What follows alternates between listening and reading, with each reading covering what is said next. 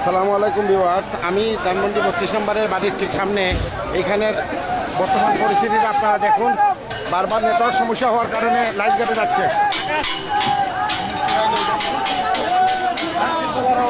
এই আমি ঢুকতেছি ধানমন্ডি 32 নম্বরের গেট।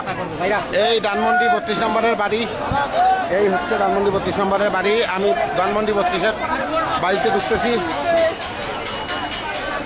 আপনারা চুপ রাখুন।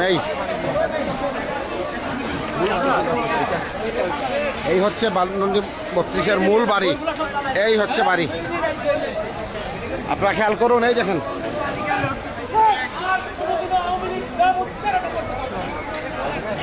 আর 32-এর কোনো নিদর্শন থাকবে না বাংলার ইতিহাসে। এই হচ্ছে ধানমন্ডি 32-এর সেই বাড়ি।